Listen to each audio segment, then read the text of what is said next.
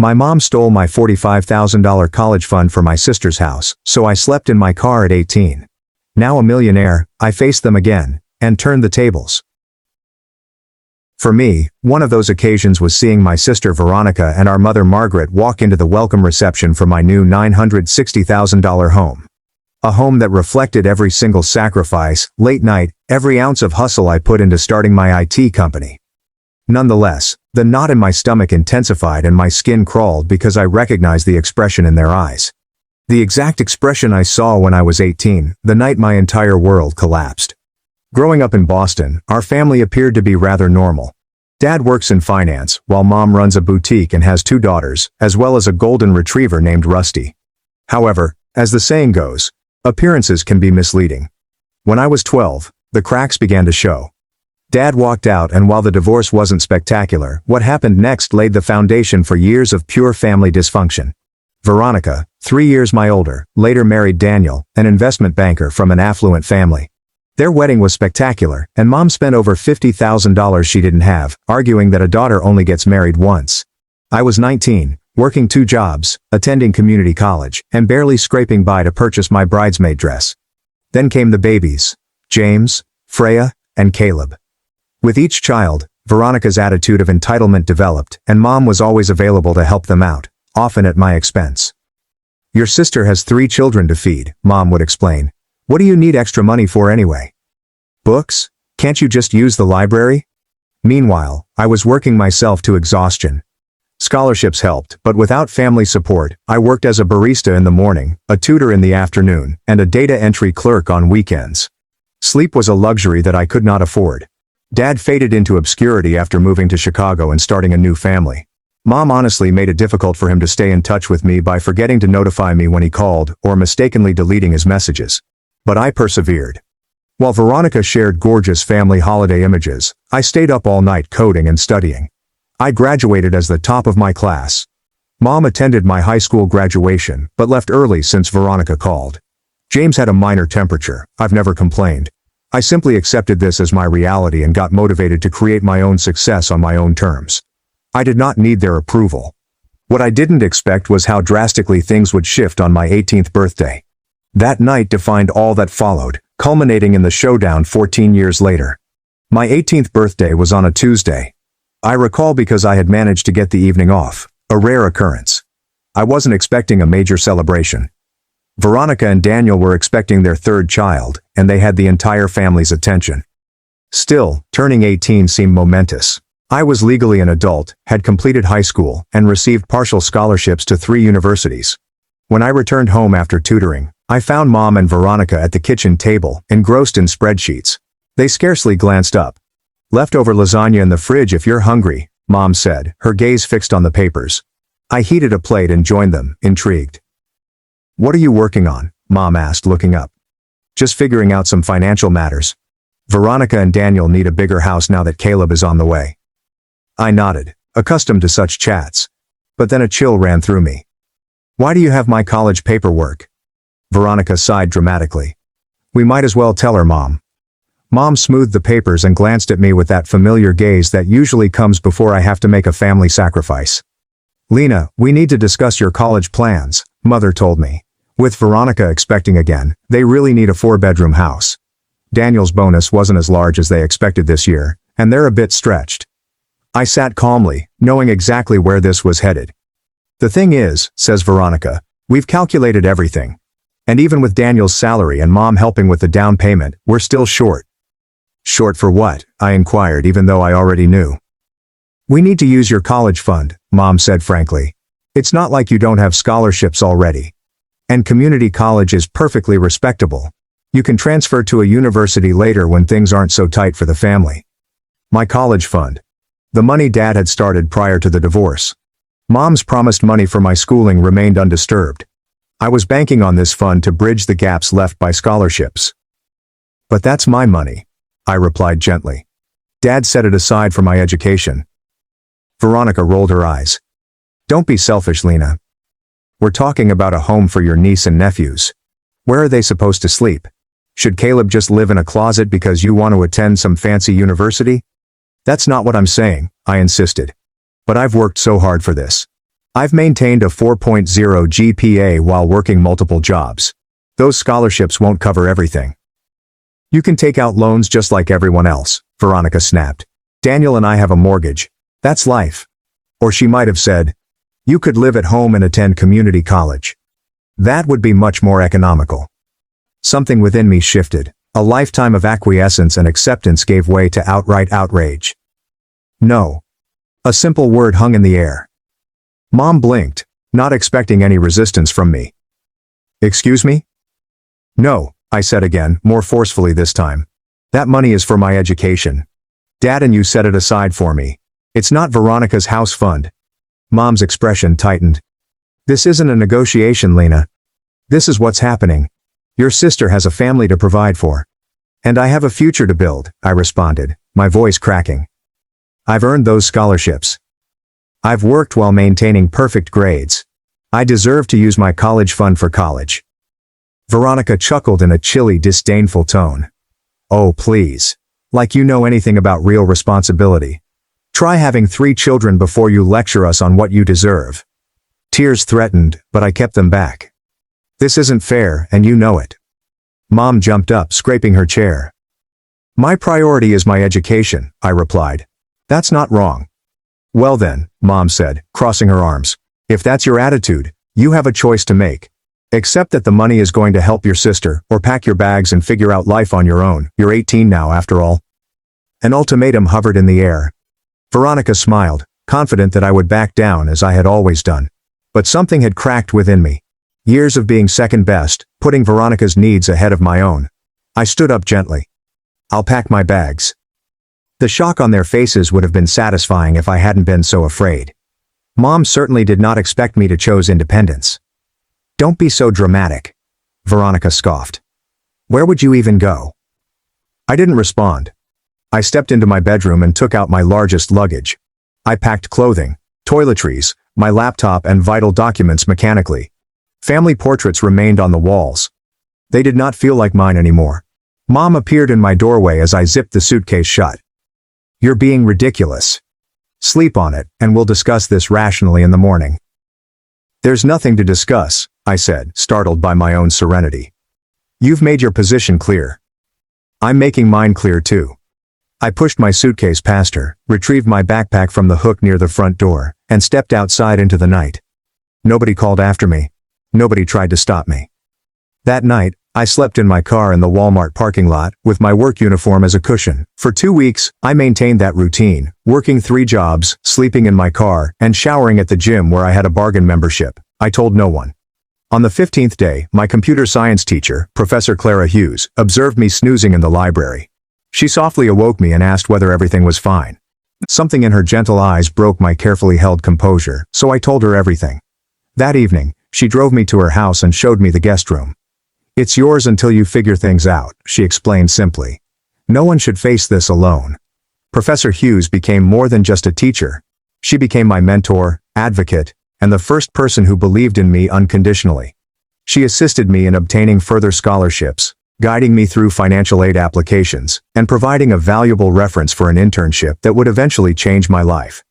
Everything that happened after the night I was kicked out was shaped by that experience. It showed me that I was completely on my own, but that chosen family can be more supportive than biological relatives. Most significantly, it demonstrated my personal strength. A strength I was unaware I possessed until I was forced to discover it. With Professor Hughes' help, I was able to secure enough financial aid, scholarships, and part-time employment to attend a local state institution rather than my ideal school. It wasn't Boston University, but it had a strong computer science curriculum, which I appreciated.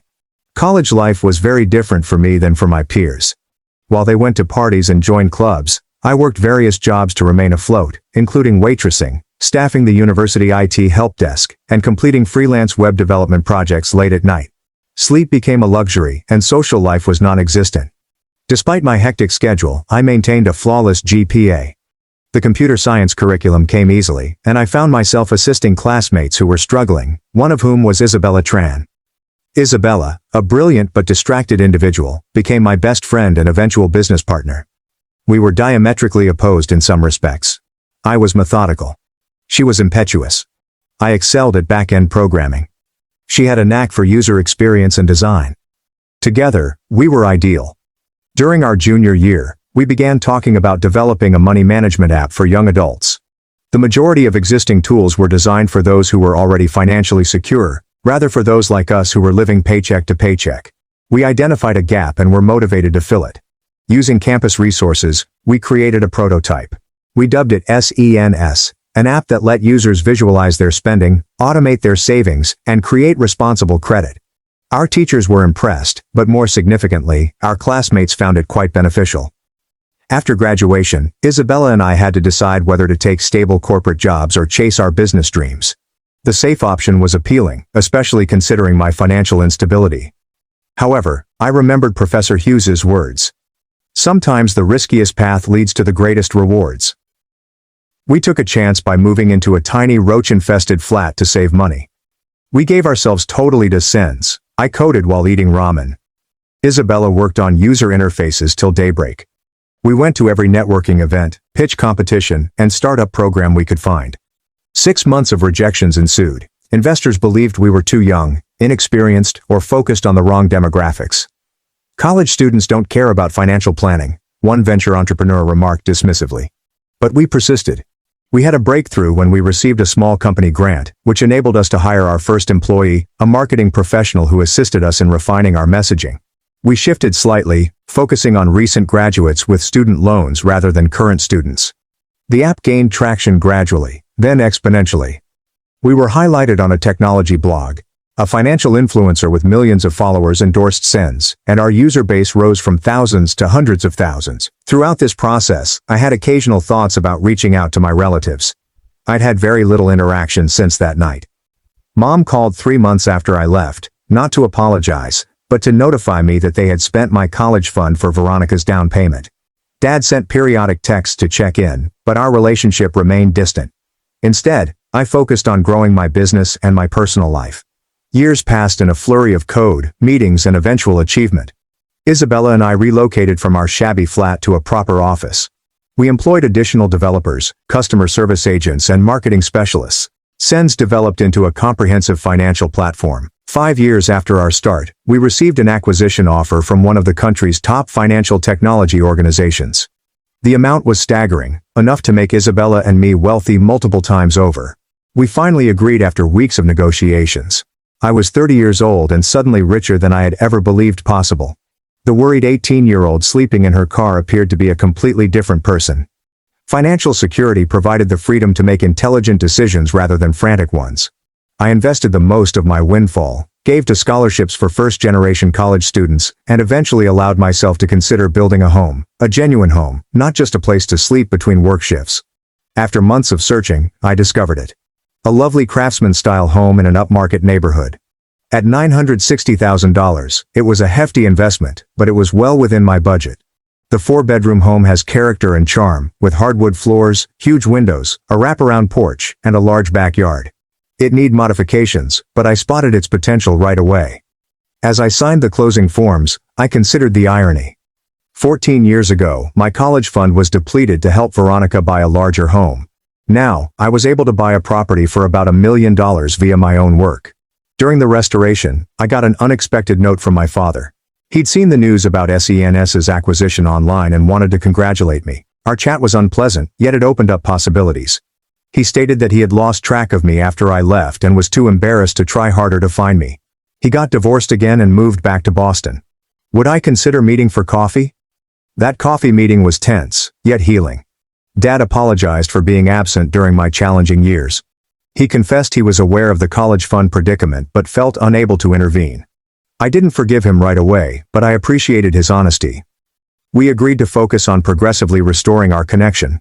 During our talk, he revealed that Veronica and Daniel were experiencing financial difficulties again. Apparently, they had to downsize once Daniel's company was restructured. Mom continued to help them in any way she could. "They don't know about your success," Dad remarked. "I haven't told them." I nodded, not sure how I felt about it. Part of me wanted them to know I was successful despite their lack of support. Another part preferred that my accomplishments remain quiet. As my house renovations neared completion, I planned a housewarming celebration. After considerable thought, I included my relatives on the guest list. Isabella worried I was setting myself up for disappointment, but I felt it was time to end that chapter of my life, one way or another. I extended formal invitations to Dad, Mom, Veronica, and Daniel. Dad answered promptly with acceptance. Mom called, astonished but agreeable. Veronica texted, "Looking forward to seeing how you're doing. We'll be there." The stage was set for a reunion I never expected, one that would be more dramatic than I could have imagined. The morning of my housewarming party was sunny and lovely. Despite staying up late to finish up the house, I awoke early. Every room was perfect. The living room with its comfortable sectional and built-in bookshelves, the gourmet kitchen with marble countertops and professional-grade appliances, the dining room that could comfortably seat 12 people, and 4 beautifully appointed bedrooms upstairs, including a master suite with a balcony overlooking the backyard. Isabella arrived about 10 o'clock, laden with champagne and decorations. "Are you sure you want to go through with this?" she inquired, arranging flowers. "It's not too late to uninvite them." "I need closure," I said, my stomach churning at the prospect of seeing my mother and sister again. "Besides, they're just 3 people out of 30 guests. If things get uncomfortable, we'll have plenty of buffers." The caterers arrived at midday and set up stations on the first level. By 3, everything was ready. Food, drinks, music, and my nerves were frayed. My colleagues in technology arrived first, followed by neighbors. Professor Hughes arrived with her husband, embracing me warmly and whispering how proud she was. Friends from college, industry contacts, and my financial advisor completed the early arrivals. At 4:30, the doorbell rang again. I opened it to see my father standing awkwardly on the porch, holding a gift bag. "Dad," I replied, the words still seeming odd. "Lena," he said, looking at the house behind me.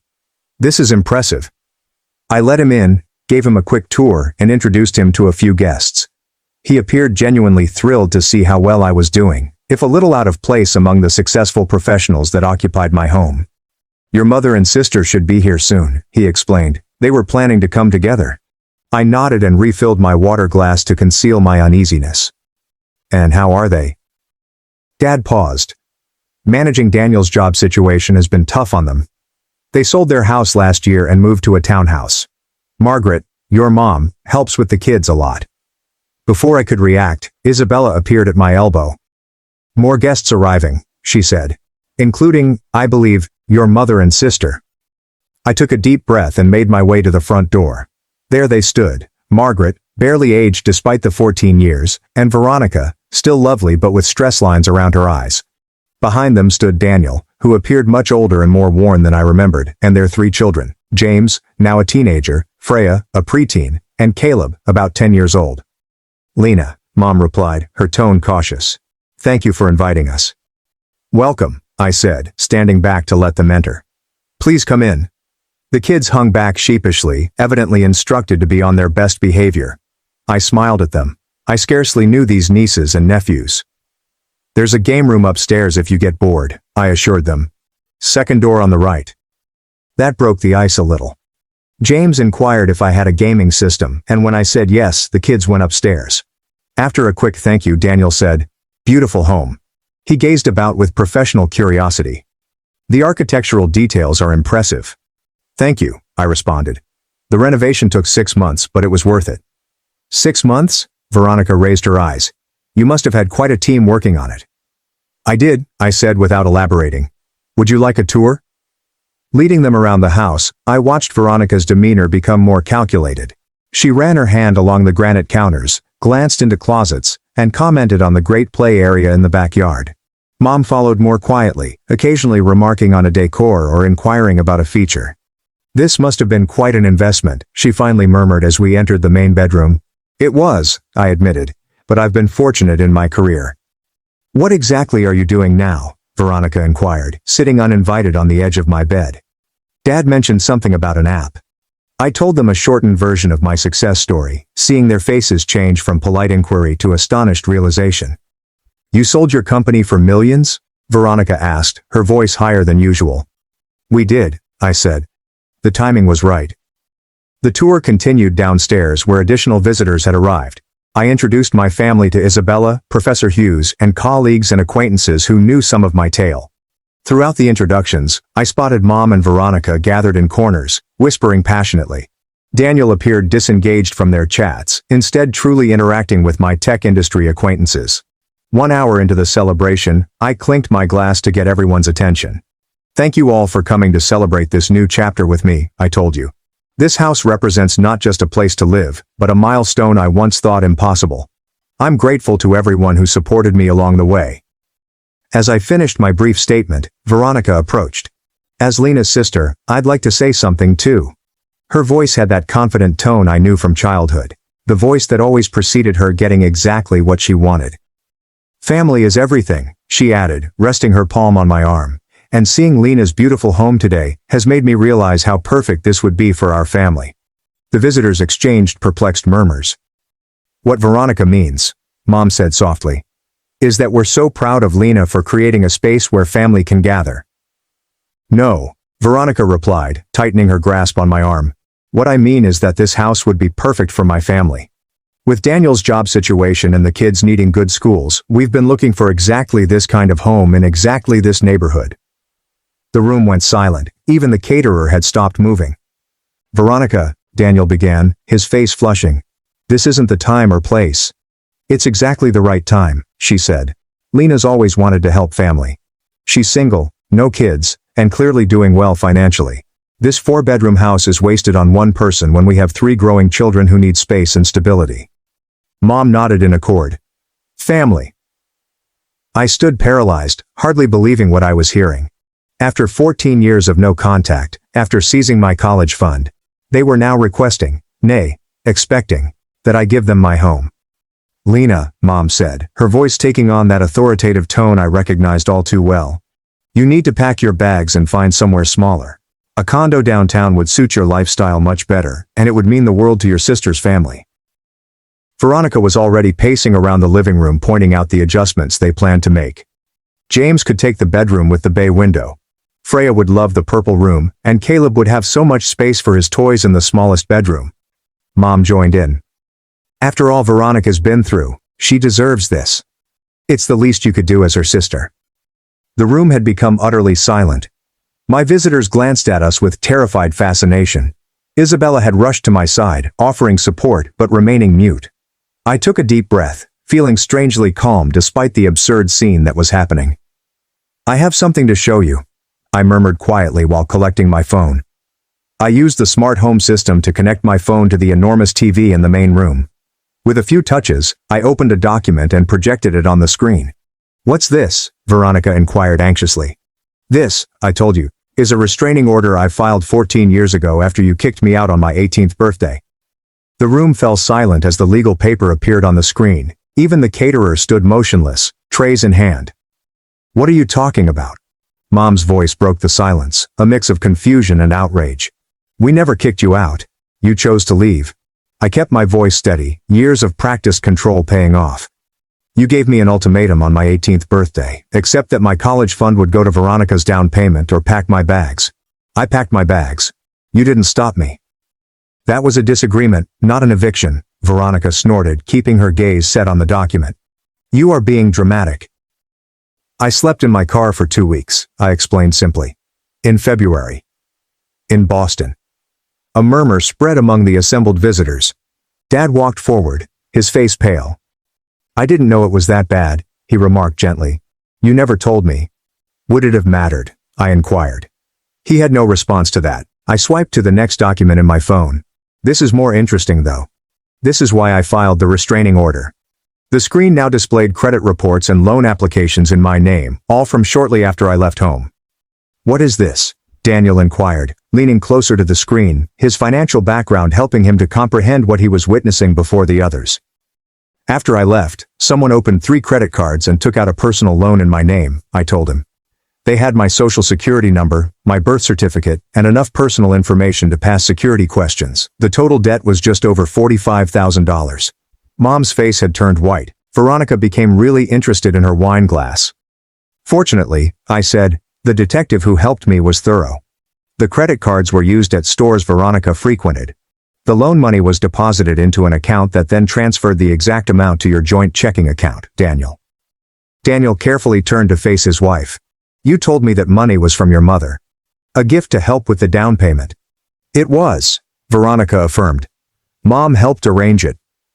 By committing identity theft against your own daughter, Professor Hughes interjected, her intellectual manner giving way to protective wrath. That's a felony, in case you weren't aware. I'm sure there's been some Mom started. This is the police report I filed, I said, bringing up another document. I had enough evidence to press charges for identity theft and fraud. The detective was particularly interested in this loan application. I focused on a signature in which someone attempted to counterfeit my signature but misspelled my middle name. Veronica's hand shook so terribly that she had to put down her wine glass. If you filed charges, why weren't we arrested? She asked, her voice lacking conviction. Because I didn't pursue it, I explained simply. I was 18, terrified, and despite everything, you were still my family. So, I made a deal with a detective. I would pay off the fraudulent debts myself if they documented everything but held off on prosecution. I swiped to another document. This is proof of payment. Every cent of that $45,000, plus interest, paid by me over 3 years, while I was putting myself through college, working 3 jobs, sleeping 4 hours a night, eating ramen noodles to survive, while paying off debt I never incurred. Daniel appeared physically unwell. I had no idea, he murmured, his voice scarcely audible. Veronica told me her parents were helping with the down payment as a gift. Just one parent, I said gently. And it wasn't a gift. It was theft. Mom has finally found her voice. You're twisting everything to make yourself the victim, she was saying. We've always done everything we could for you. Sometimes families need to make hard choices for the greater good. The greater good? Dad asked, his voice rising unexpectedly. Margaret, she was 18, our daughter, and you stole from her. Mom turned against him. Don't you dare judge me, Richard. You walked away. You left me to handle everything. I left you, not our daughters, he replied. And I certainly didn't authorize you to steal Lena's college fund or commit fraud in her name. I knew about the college fund, he said, and he turned to me. I'm sorry I didn't fight harder for you, but the credit cards, the loan, I had no idea. I nodded and accepted his incomplete apology for what it was. Veronica adjusted her approach after witnessing her support crumble. It was a difficult time, she admitted, tears welling up in her eyes. We had a baby, needed a home. Mom was just trying to help us, and you weren't around to ask. Maybe, I said. But that doesn't justify fraud. I swiped to another document. This might interest you too, Daniel. While investigating the identity theft, I discovered quite a bit about your family finances. These are records of 6 failed business ventures Veronica invested in without your knowledge, using joint funds. The total losses exceeded $200,000 over 8 years. Daniel's face had lost its color. What business ventures? Her college friend Megan's clothing boutique, her cousin's restaurant, a subscription box service for luxury pet products, among others, I put on paper. All failed within a year. All received substantial investments from your family accounts. Those were personal loans to friends, Veronica said faintly. They were going to pay back everything with interest. Is that why you hid the paper? The room had become uncomfortably tight. Guests were seeking for ways out, unsure whether to stay for this plainly private family crisis. I think, I stated loudly, that we've gotten off track. You came here today to claim my home for yourselves, based on the assumption that I would once again sacrifice my needs for Veronica's wants. I'm making it clear that will never happen again. So, you'll throw your own sister's family out on the street? Asked her mother. Where's your compassion? My compassion? I laughed. But there was no humor about it. Where was your compassion when I was sleeping in my car in winter? Where was your compassion when you stole my identity and left me with crushing debt before I'd even started college?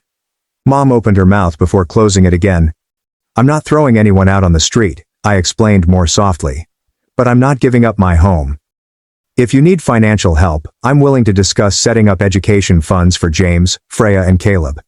They're innocent in all this, and I'd like to know my niece and nephews. We don't need your charity, Veronica snapped, despite Daniel's face indicating otherwise. It's not charity, I responded. It's family helping family the right way. Mom grabbed her purse. I think we've heard enough. Veronica, children, we're leaving. The children are upstairs playing video games, I reminded her. And I think Daniel might want to stay. Daniel nodded slowly. I need to understand exactly what's been happening with our finances, he told me. Kids will be fine for a while longer. Fine, Mom snapped. Veronica, let's go. As they approached the door, Isabella took a step forward. I think that's best. This is supposed to be a celebration of Lena's new home, not a venue for attempted property theft. Mom's face turned crimson red. How dare you? This is a family matter. Yes, Isabella responded.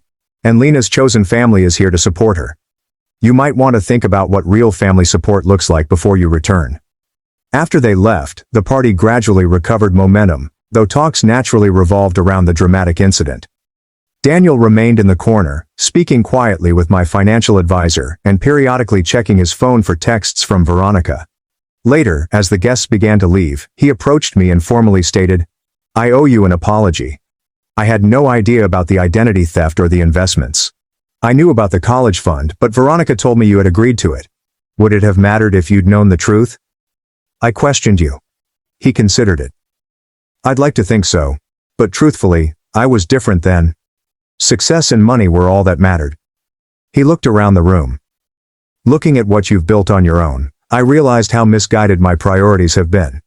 What will you do now? I inquired. Have a very difficult conversation with my wife, he said solemnly. And probably contact a divorce attorney. The financial deceptions are too significant to ignore. I felt an unexpected ping of sadness for my sister. Despite her imperfections, I never wished her marriage to end. I meant what I said about education funds for the children, I told the gentleman, regardless of what happens between you and Veronica. He nodded graciously. They'd like to know their aunt, especially James. He's interested in programming. After Daniel left to pick up the children, Isabella and I started cleaning up. Well, she began, tossing glasses into the dishwasher. That was the most dramatic housewarming I've ever attended.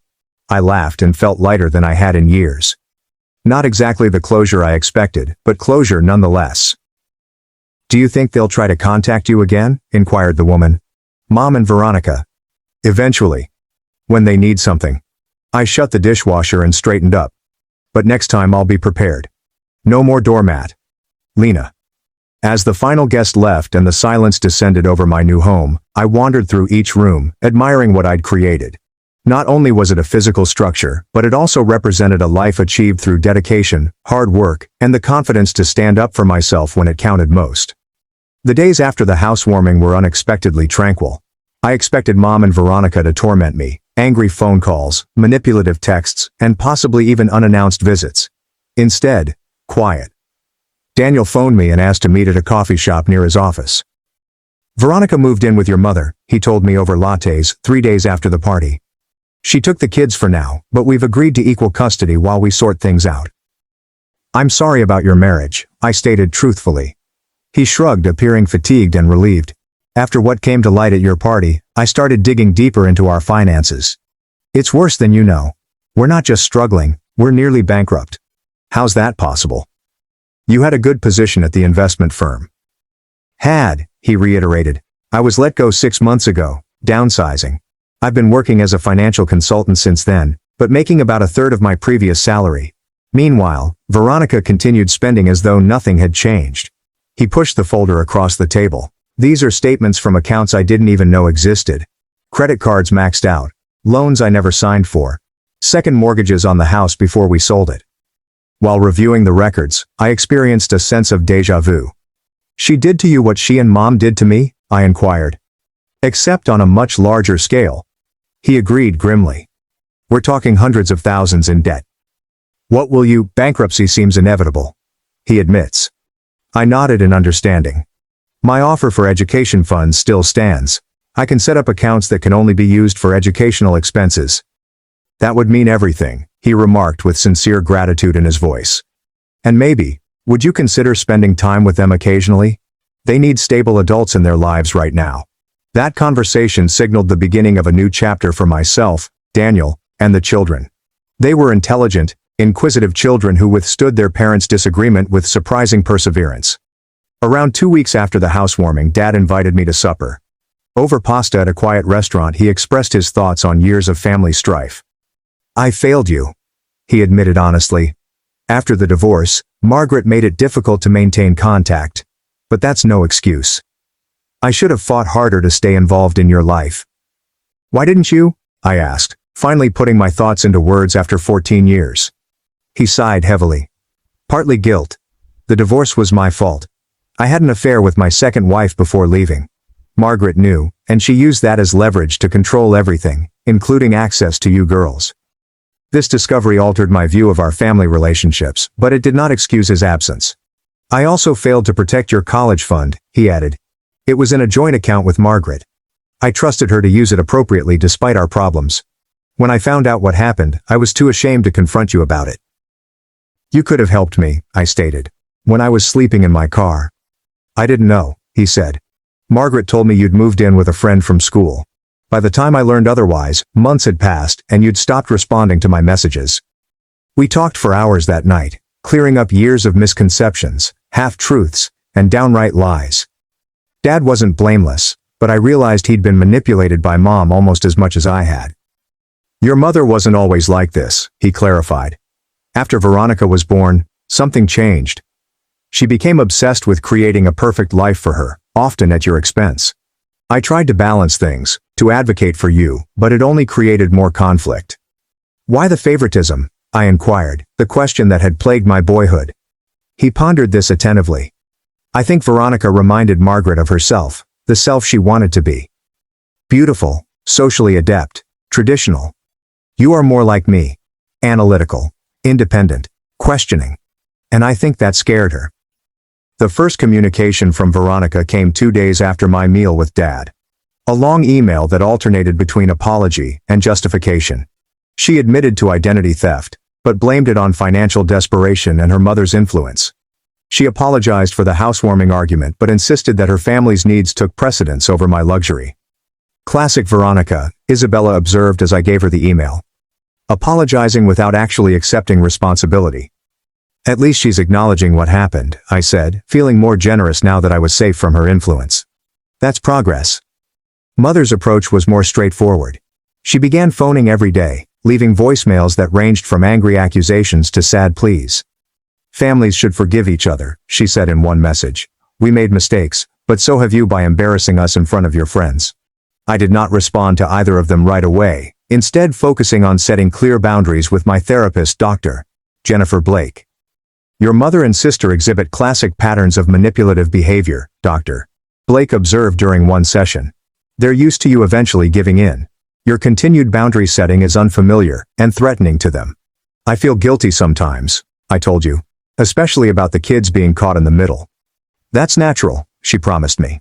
But remember, you're modeling healthy boundaries for those children, and you're supporting them directly through the education funds and quality time. That's genuine family support, not the conditional kind you received. Daniel and Veronica's circumstances worsened over the course of several weeks. Their divorce processes uncovered other financial deceptions. Daniel filed for bankruptcy, as planned. Veronica and the children remained in Mom's modest home, which had become cramped and tense. 6 months after the housewarming, Daniel got a better job at a smaller company and rented a 3-bedroom apartment. The custody arrangement granted him access to the children every other week.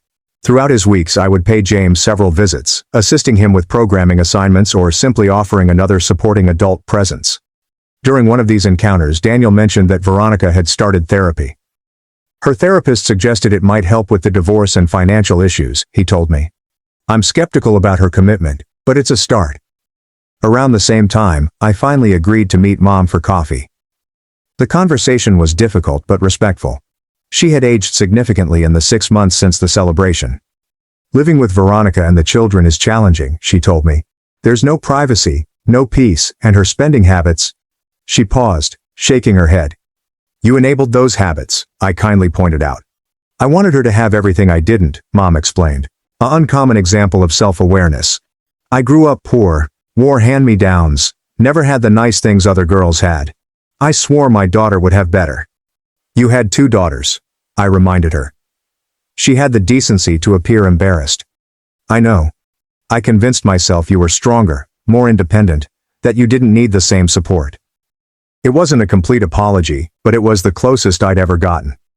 This decades-long pattern of financial deception taught me that Mom's behavior was more than just favoritism. It revealed underlying concerns of control, entitlement, and possibly untreated mental health problems. Meanwhile, Veronica's therapy looked to be generating actual results. Our weekly meals with the kids moved from awkward to cautiously enjoyable. She got a job as an administrative assistant at a local company, her first serious job since marriage, and moved into a modest apartment when living with Mom became too expensive for both of them. "I've never learned to stand on my own," she admitted at one of our discussions. "Mom did everything for me, then Daniel took over. When everything fell apart, I had no idea how to function independently." I felt an unexpected sense of compassion as I saw her struggle with fundamental adult chores like budgeting, meal planning, and home maintenance. Veronica, like me, had been a victim of Mom's disorder, albeit in a different way. Her golden child status had hampered her ability to build resilience and self-sufficiency. The children adapted to their new situation with surprising adaptability. James, now 11, thrived in the coding group I introduced him to. Freya acquired a fascination for science that neither Veronica nor Daniel had recognized. Caleb's dinosaur passion grew into a more general interest in natural history. I established college funds for each of them, with the condition that the funds be spent solely for educational purposes, a safeguard against history repeating itself. Daniel and I formed an unexpected friendship based on mutual respect. He had confronted the financial calamity full-on, gradually repairing his credit and profession while becoming a more present father than he had ever been during his marriage. The bankruptcy was humiliating, he admitted, this truer version of Daniel. Not all relationships could be saved, however. Mom continued to avoid actual accountability, alternating between superficial apologies and sly explanations. During one especially challenging meal, she mentioned that my success was owed in part to her tough love style. "If we hadn't pushed you out of the nest, would you have developed the same drive?" she wondered, as if my homelessness had been a deliberate teaching moment rather than an abandonment. I cautiously set down my fork. "That's like saying abuse makes people stronger. Some survive despite it, not because of it. I succeeded in spite of how you treated me, not because of it."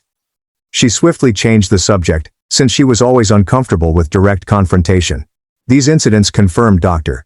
Blake's assessment that, while Mom may change her conduct to preserve touch, true remorse or insight may never arrive. Some people aren't capable of the depth of self-reflection necessary for genuine change, Dr. Blake told me. You can adjust your expectations accordingly and decide what kind of limited relationship, if any, serves your well-being. By the time my house's one-year anniversary neared, I had set clear guidelines for family interaction. Monthly lunches with Veronica and the kids, occasional coffees with Mom, regular dinners with Dad, and more frequent time with the kids during Daniel's custody weeks. To commemorate the event, I arranged a small gathering, in stark contrast to the previous year's grand housewarming. Isabella accompanied her new fiancé. Professor Hughes and her husband attended. Dad arrived with Laura, their relationship now serious. Daniel brought the kids for a few hours. Even Veronica made a brief and charming visit. Mom was noticeably absent. Her choice after I declined to invite certain toxic family friends she insisted on including. It was a little but crucial win in keeping my boundaries.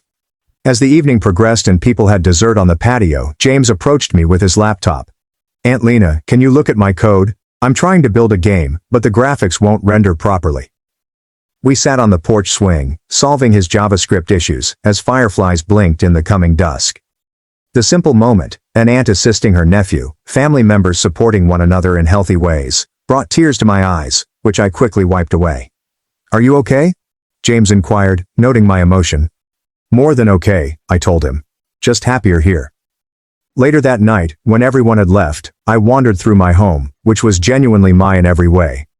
The house had become a haven, not only from the outer world, but also from the harmful family habits that had nearly ruined me. Within these confines, I had created new rituals, connections, and a new understanding of family that was based on mutual respect rather than duty or manipulation. My journey from sleeping in my van at 18 to owning this lovely home at 32 was not solely about financial gain. It was about reclaiming my worth, setting healthy boundaries, and creating a life that reflected my ideals rather than others' expectations. My ties with my family would most certainly remain complex. Mom may never fully admit the devastation she has caused. Veronica's growth potential may be limited. Dad's attempts to make amends could not undo years of absence. However, I no longer required their validation or approval to feel whole. The terrified 18-year-old who drove away from her childhood home with nowhere to go had discovered not just safety, but also strength. She had realized that family is sometimes chosen rather than born, and that standing in your truth, no matter how difficult, results in genuine connection rather than hollow performance of obligation. As I sat on my veranda with a cup of tea, watching the stars appear in the summer sky, I felt tremendous serenity. The voyage had not been easy, but it had taken me exactly where I needed to be. Home in all senses of the word.